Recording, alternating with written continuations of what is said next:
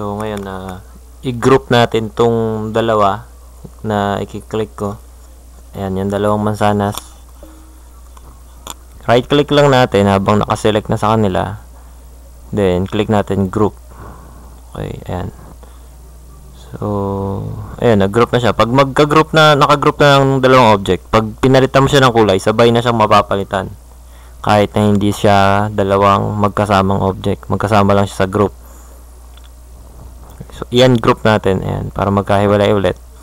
Ngayon, pwede na ulit nating palitan ng kulay ang bawat isa ng magkahiwalay. Para nga pala ma-select yung dalawa hanggang at mas marami pang object sa Object Manager, kailangan nakaklik tayo sa Shift or sa Control. Ayan, kamukha niya, no? So, ilagay mo natin sa wireframe. Yung tatlong yan, magkakahiwalay yan. Pag winireframe natin, makikita nyo yung dugtungan nila. So, click lang natin yung tatlong yan. Select, and kailangan nakaklik ka sa Shift or sa Control. Then, click natin group. Magiging magkakasama sila ngayon, silang tatlo. Then, view, enhance natin. View, enhance, or normal, and isang kulay lang siya. Pag kinlik natin, dahil naka-group siya, kinlik natin ibang kulay, magiging magkakamukha sila ng kulay pare-parehas. Ayan. So, pag iwahiwalay natin, i-ungroup ulit natin, then palitan natin kulay isa-isa para makita nyo yung pinagkaiba ng naka-group at hindi naka-group. Ayan. So yan, nakulayan natin yung gitna na hindi sumasama yung dalawa sa gilid na dahon kasi hindi siya naka-group.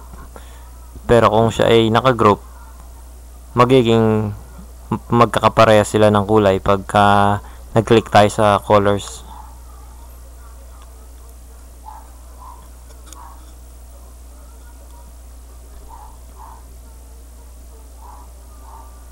Ayan. So, subukan natin i-group ulit. Ayan, tatlong magkakaibang kulay. Pag kinlik ko ngayon dito, magiging iisang magkakamukhang kulay lang sila dahil naka-group. Undo natin. Okay, so bumalik na siya dun sa dati. Ngayon,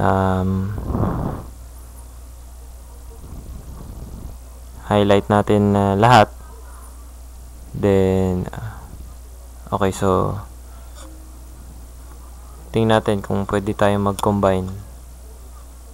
Ayan, mag-type na lang muna tayo ng text. Type natin yung word na apple. Okay, so gamit tayong pick tool ngayon. Iusog natin siya papasok sa loob ng apple. Ngayon, text pa siya. Kung mapapansin nyo, artistic text ang nakasulat sa Object Manager sa may bandang kanan. Ibig sabihin, editable pa siya na text. Pwede pa tayo mag-type. Pag yan ay ni-right click natin at ginawa natin convert to curves, katulad nito, hindi na siya magiging artistic text. Yan, click natin yan. At siya ngayon ay naging curved na. Pag curved na, hindi na pwedeng i-edit through typing. Dahil, kumbaga, hindi na siya letters. Isa na siyang object. So, i-break natin. Break curve apart. Magkakahiwa-hiwalay ngayon lahat ng paths na naka-close. Yun lang ang magkakasama at lahat ng hindi magkakadugtong ay magkakahiwalay. So, i-highlight natin yung gusto nating pagsamahin. Kamukha nun. Combine lang. Basta pag hin-highlight, kung ano lang yung gusto natin, yun lang dapat nasasakop nung highlight. Pag nasakop yung iba, masasama yung sa combine. Yan, kamukha niyan, yung L hanggang kalahati lang yung naka-highlight kasi hindi naman siya kasali. So, kino-combine natin sila. So, kada isang letters, isang curve na ngayon. Yung E, kino-combine natin siya dun sa butas niya sa loob kasi nakahiwalay. Ayan, pag kinombine, nagiging isang curve na lang siya. Okay. Ngayon, pwede natin baguhin ng kulay ng bawat isang letra na yan ng magkakaiba. Magkakaibang kulay. Okay, ayan. So, magkakaibang kulay ang pwede nating ilagay dahil magkakaibang curve na siya. Kung i-group natin yan or i-combine natin ulit, magiging isang grupo na lang siya na kung saan pag kinlik natin yung kulay ay sasabay ulit yung iba. Magiging isang click sa isang kulay, lahat sila mababago. Ayan. So, nababago natin yan yung mga colors ng isa-isa. Highlight natin siya.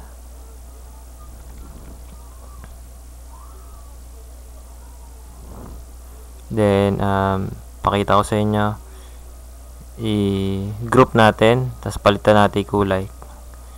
Kahit hindi siya naka-combine, pag naka-group, basta mag-click ako ng ibang kulay, susunod na siya ng kulay. Ayan, kamukha na nangyari. Basta naka-group, ganun. So, undo natin.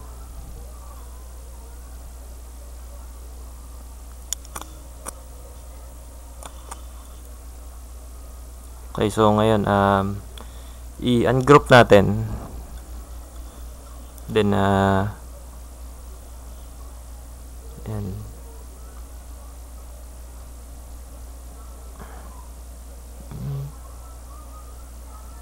Yan, tingnan natin kung ano pang pwede natin gawin para makakita nyo kung paano mag-combine at mag-group.